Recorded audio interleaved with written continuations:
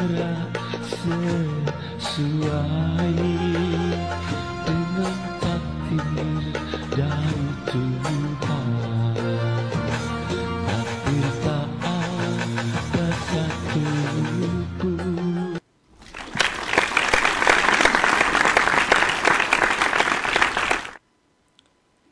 Bismillahirrahmanirrahim. Pemirsa tercinta sebangsa, setanah air, bahkan dimanapun kanal Hikmatologi bisa disimak.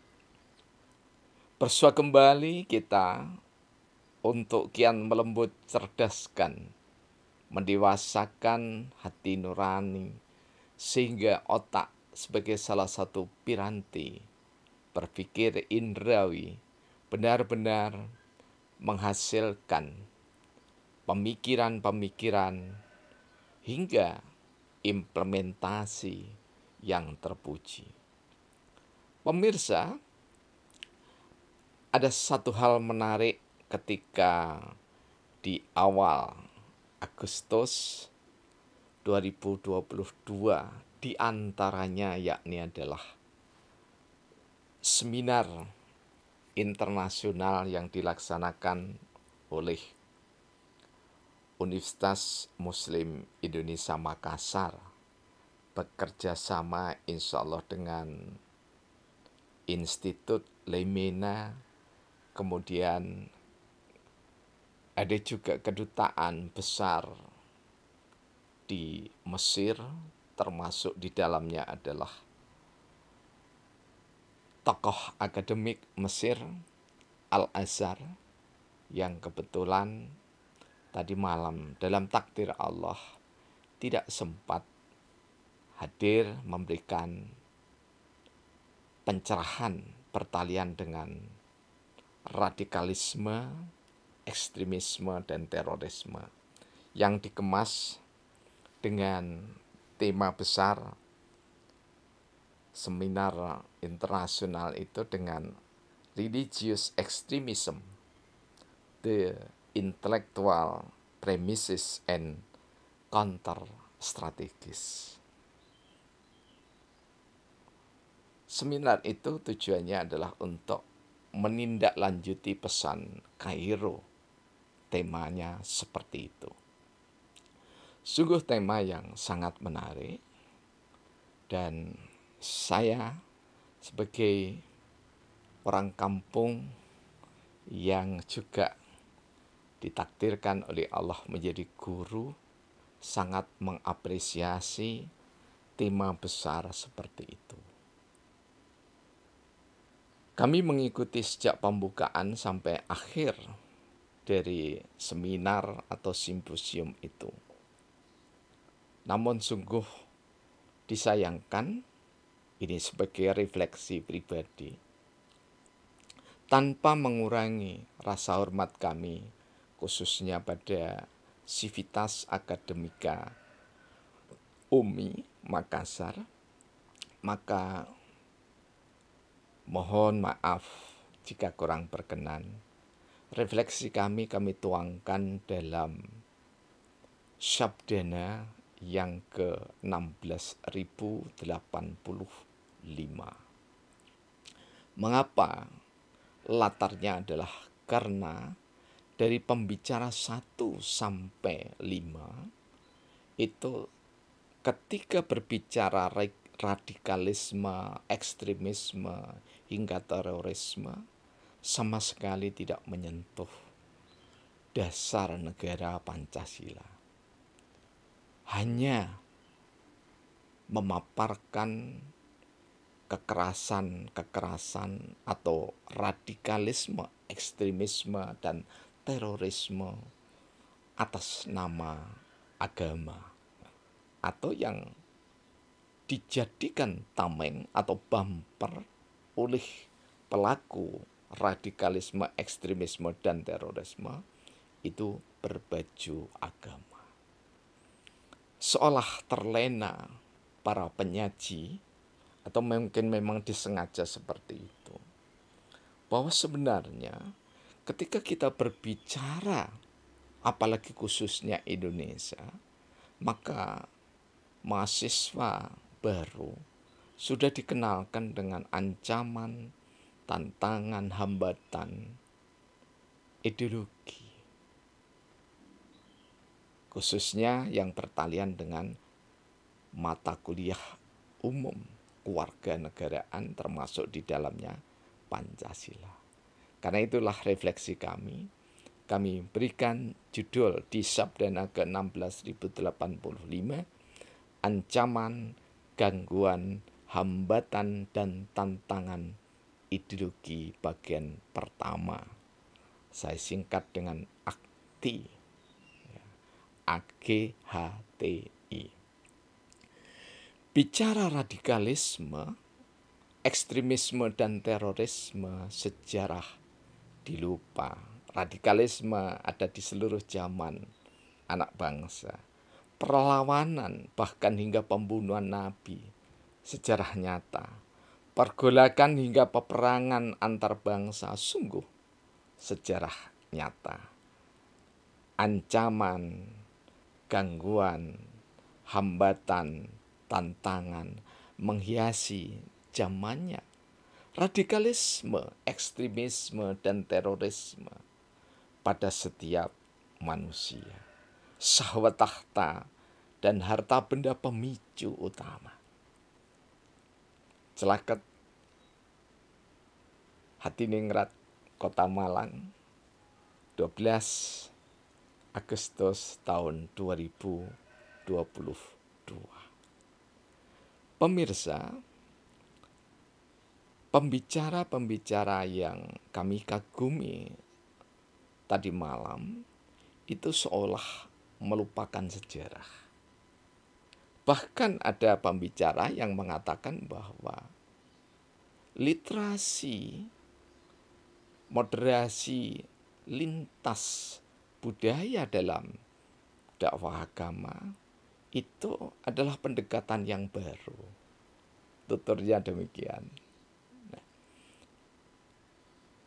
pembicara ini lupa bahwa bingkai slogan yang juga tidak sekedar jargon, Bhinneka Tunggal Ika, itu mendahului kalimat literasi antar budaya. Karena apa? Kalau kita menengok sejarah peradaban anak manusia, literasi yang mungkin tidak tertulis tetapi menjadi ayat-ayat yang nyata antara insya Allah ya, kerajaan Mesir kuno yang dipimpin oleh Ramses pertama hingga Ramses keempat itu sudah pernah bekerja sama dengan kerajaan Toa di Tapanuli Utara. Hipotesis ini tidak berlebihan karena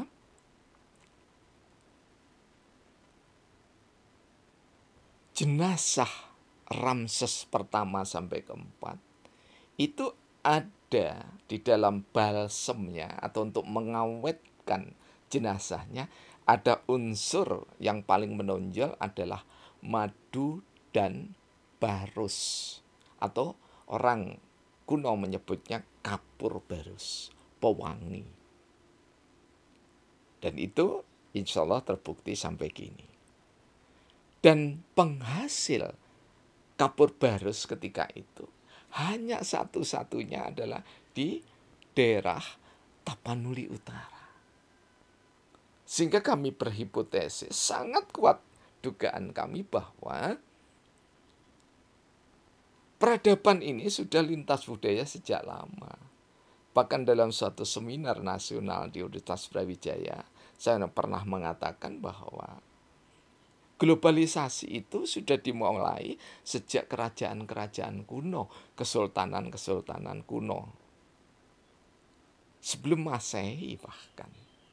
Karena itu kita tidak perlu jumawah mengatakan bahwa literasi antar budaya itu baru kita yang memulai. Tidak. Ya, pendahulu-pendahulu kita di zaman kuno, di zaman kerajaan kuno, kesultanan kuno sudah memulainya. apalagi torehan yang abadi, tahun Saka, ya, perkawinan antara penanggalan Hijriah dengan apa itu Jawa itu dimulai oleh Sultan Agung Hanyokrokusumo dari Kesultanan Mataram. Bukan hal yang baru. Tetapi jika kita memberi inovasi, itu tidak berarti dulunya tidak ada. Karena itulah mestinya ketika kita berbicara radikalisme, ekstremisme, dan terorisme juga setua usia anak manusia. Kita ingat pembunuhan yang dilakukan oleh putra Adam, Habil dan Habil itu, ya, itu adalah bentuk radikalisme, ekstremisme, sekaligus terorisme. Kenapa radikalisme? Karena dia mempercayai bahwa apa yang diyakini itu adalah yang terbenar. Kenapa ekstremisme? Karena orang lain tidak dianggap semuanya serba salah. Bahkan Adam dan Hawa pun dianggap salah memberikan teladan. Kenapa kita sebut terorisme ketika terjadi pembunuhan itu? Karena pembunuhan itu adalah awal teror pertama yang dilakukan oleh anak manusia. Disebut terorisme karena ini akan menjangkiti secara psikologis anak keturunan Adam. Jadi kita ini bukan pelaku pertama yang menyaksikan radikalisme, ekstremisme, dan terorisme. Dan kalau kita mengayakkan literasi, itu tidak berarti satu-satunya generasi. Karena itu, pesan ojo gumunan, jangan mudah kagum, terkagum-kagum, sangat kagum, terlalu kagum, termasuk mengagumi pendapat kita sendiri, kelompok kita sendiri, itu adalah keniscayaan. Jadi buanglah rasa kekaguman itu supaya kita tidak jumawah, tidak congkak, tidak sombong, tidak takabur. Nah, refleksi kami terhadap seminar nasional atau simposium nasional UMI yang dilaksanakan kemarin malam, hari Kamis itu, ya, tidak membuka sejarah sama sekali. Mestinya harus terbagi. Jadi masing-masing pembicara di antara 5 pembicara itu ada yang berbicara dari sudut religius, kemudian juga ada yang berbicara dari sudut sejarah radikalisme, ekstremisme, terorisme. Kemudian kita juga harus berbicara tentang sejarah kebangsaan Indonesia. Karena dengan Mesir ya bicaralah orang Mesir itu berbicara tentang peradaban sejarah Mesir. Hanya saja karena beliau tidak sempat mempresentasikan sehingga kita tidak tahu apa yang ingin dibicarakan. Nah, ketika kita melupakan sejarah bahwa literasi antar budaya itu hal yang baru, maka kita menjadi seolah-olah ada rasa sedikit kesombongan gitu ya. Mohon maaf ya.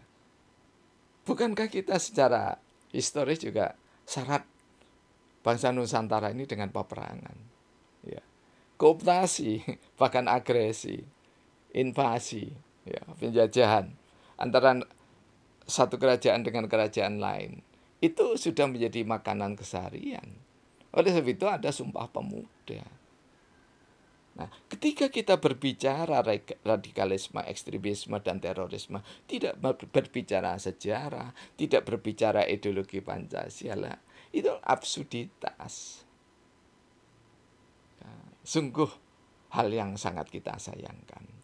Nah, jadi, pergolakan hingga peperangan antar bangsa, sungguh sejarah nyata. Sekarang kita masih menyaksikan. Ada pergolakan di Syria, pergolakan di Afghanistan, pergolakan ya atau peperangan di Rusia, Ukraina atau Ukraina dan seterusnya. Itu adalah radikalisme, ekstremisme sekaligus terorisme. Ya, bukan sekedar invasi, bukan sekedar penjajahan, tapi akan membawa rasa ya, atau dampak rasa yang sangat besar terhadap generasi muda.